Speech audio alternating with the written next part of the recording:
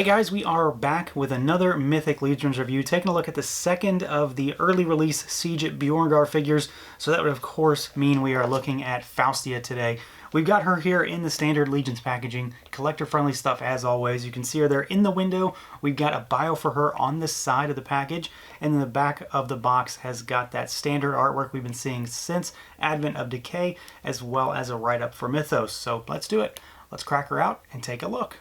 And here she is out of the package, our Faustia figure, the second of two early release Siege of BJORNGAR figures from Mythic Legions. Now, when it comes to these two figures, the Goblin was definitely my preferred character, the one that I absolutely had to get, but I was still pretty interested in this figure for sure. But having her in hand, I'm even more interested just because this color scheme works a lot better when you've got her in person.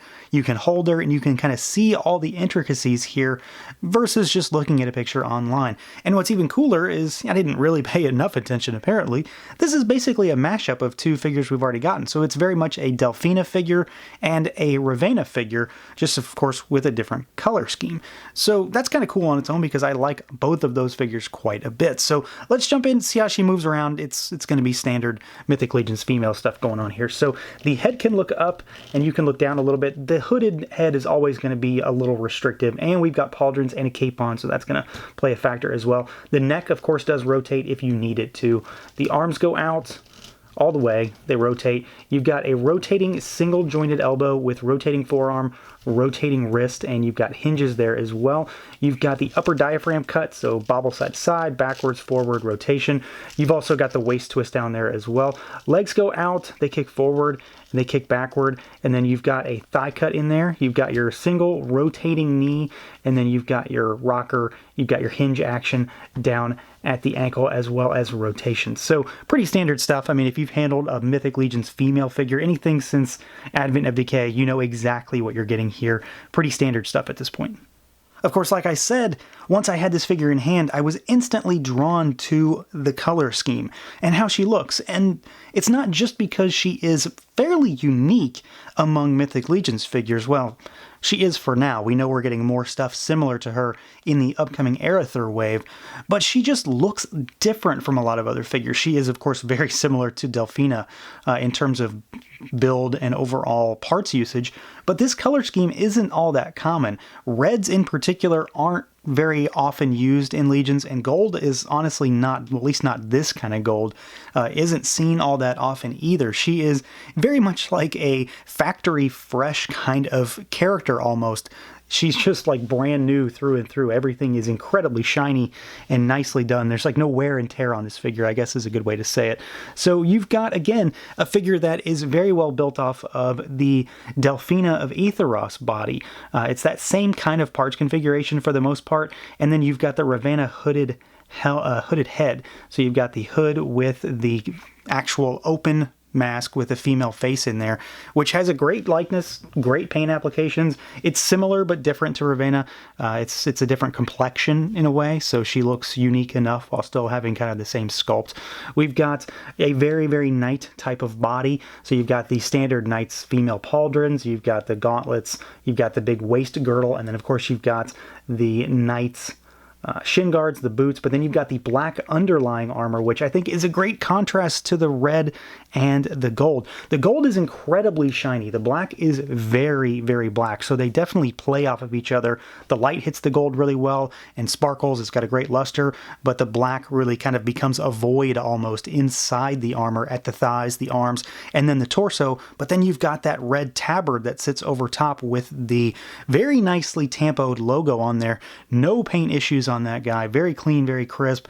And of course on this one you've also got a cape, so you've got the soft goods back here, so plug it into the pauldrons on the back, and the red on this matches the red on the figure pretty well. Not much color issues between the two. I'm really happy with this. The only thing that I would say that I have in terms of an issue with this figure is the fact that the holes on my cape were all over the place. I had to actually add more holes to get them to peg in enough kind of symmetrically so that it would look halfway decent. So that was kind of a weird oddity. I know some folks have reported that on other figures before, but I've never really seen it to this degree until I got it on this figure.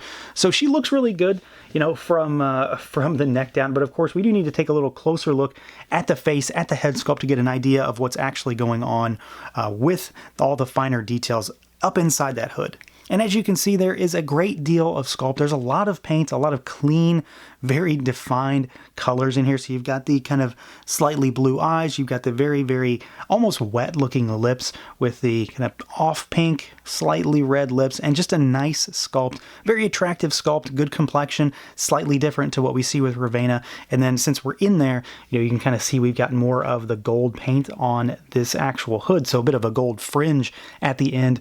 And it's just a nice looking head sculpt. I really, really dig most of the female faces when it comes to this line. And this is easily up there for me with my favorites. So you've got a great body to begin with on this one, great color scheme, great color palette, but you've got all of this accentuated with a really fantastically sculpted and painted head.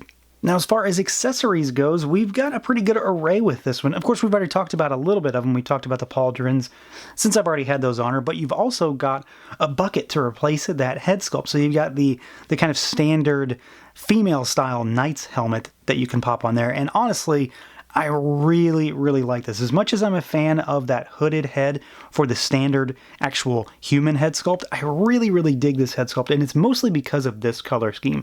The gold paint on this figure, again, is just legit. It's very, very nicely done, and it works really well on this helmet. That red is incredibly saturated, and just all the little rivets, all the little details on this helmet really, really sell me. So there's a very good chance that she may stay this way for a while. Now, as far as other accessories, of course, you've got the strap, you've got your back adapters. I'm so tired of getting those at this point, but we've got a few other things as well. We've got a shield here, so you, again, done up in this same color scheme. So we've got silver, gold, red, and you've got a handle on the back. So a newer style with the handle rather than the older clip. You've got this monster staff here with the big kind of mace spike ball on the end, black to match the inlay of her armor with more of that gold and silver accent. And then you've got the, I guess, the kind of signature weapon for this particular figure, at least for me, because it is still somewhat unique. I know we've seen this sword before. Who comes with this? Gwendolyn Heavensbrand comes with this, right? Maybe, probably not. I can't remember at this point. It's been a while. So you've got this guy here with the little ornamental blades on the inside of the sword. Incredibly tall, you know, almost as tall as the figure itself, with more of that black and a little bit of red accents there. So this is probably going to be the thing that I use. This and the shield, most likely. This guy is pretty cool. I mean, it's very imposing, but it's kind of cumbersome in many ways, and it also stretches the hell out of the hands too, so keep an eye out for that. But otherwise, she does come with a really solid array of accessories. So overall, this is a really fun, stellar figure, honestly. There's really nothing to complain about on this one. It's certainly not as exciting at the forefront as getting a new Goblin, but having this figure in hand, it's great. There's a fantastic color scheme here, fantastic paint job, and that's really what it comes down to for the most part with me, is just the fact that the colors on this thing and the paint job are so well done. It really kind of makes a relatively standard type of character elevated into something a little bit more because the colors are so nice, because everything pops. A great selection, a great color palette, everything kind of plays off each other well, great tempo on the chest, and then a pretty solid array of accessories. So, you know, you can't really go wrong with this one, and I've got a second one on the way whenever the actual wave ships, so I may have one with the bucket and one without, and then I won't have any issues at all. So that's going to do it for this look at the Mythic Legion Siege of BJORNGAR Faustia figure. Let me know what you guys think. Feel free to like, comment, subscribe, and share, and until next time.